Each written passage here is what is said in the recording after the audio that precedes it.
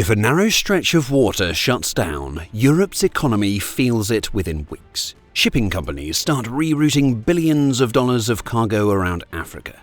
Oil markets twitch, insurance rates spike, and it all comes down to one corridor in the Red Sea. A stretch of water most people couldn't point to on a map.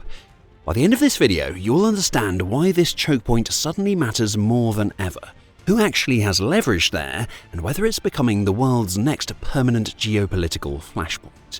The modern global economy was built on efficiency, shortest routes, lowest costs, and no margin for disruption.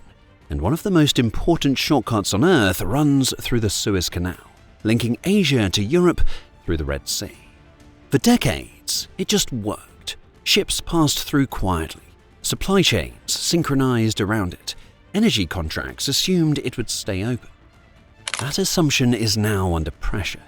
Attacks near the southern entrance, the Bab el-Mandeb Strait, have forced some of the world's largest carriers to decide: risk the corridor or sail the long way around Africa. Now that choice sounds simple. It isn't. So what's stopping ships from avoiding the Red Sea entirely? They can, technically. Instead of transiting Suez, vessels can sail around the Cape of Good Hope, but that detour adds roughly 4,300 nautical miles, up to 2 extra weeks at sea, millions in additional fuel. And that delay doesn't just cost shipping companies, it removes ships from circulation. If a voyage takes 46 days instead of 32, that vessel isn't available for its next trip. Multiply that across hundreds of ships, and suddenly global capacity tightens. Freight rates rise, container shortages reappear. 6 to 9 months later, consumers feel it. The world optimized its trade lanes around speed. Take away speed, and the math breaks. So why is this specific corridor so sensitive? Well, because geography leaves almost no backup. The Red Sea is effectively a funnel. It has one narrow southern entrance, Bab el-Mandeb, and one northern exit, the Suez Canal. If either end becomes unsafe, the entire route becomes uncertain. And unlike other choke points, this one carries something uniquely fragile. Not just oil, not just bulk commodities, but the just-in-time supply chain. Electronics, car components, consumer goods. Europe's manufacturing base depends heavily on parts arriving exactly when scheduled.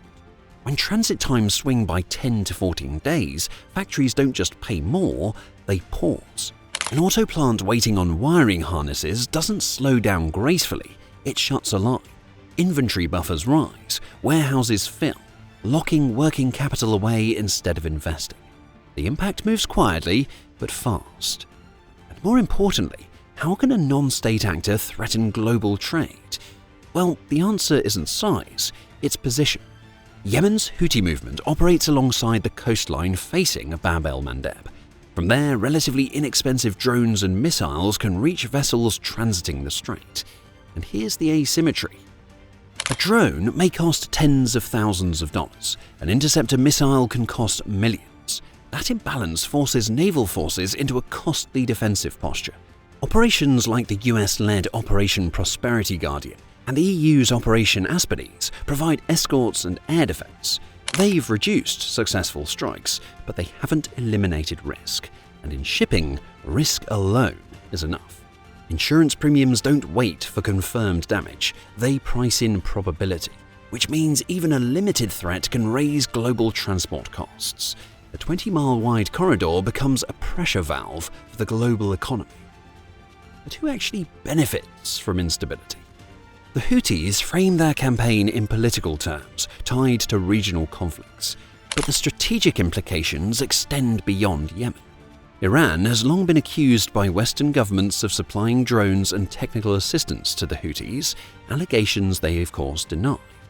What is clear is this: the Red Sea sits adjacent to another critical choke point, the Strait of Hormuz. If pressure exists in both corridors simultaneously, energy markets react immediately. Even indirect leverage matters. You don't have to close a checkpoint, you just have to prove you can threaten it. That credibility alone shifts diplomatic calculations. And there's another layer. Not all ships are affected equally.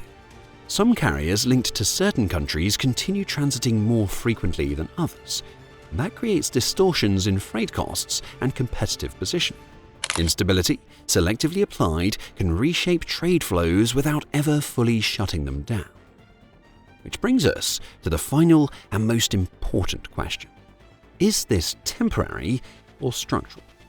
Shipping analysts increasingly lean towards structural, not because they're certain, but because none of the incentives point back to the old norm.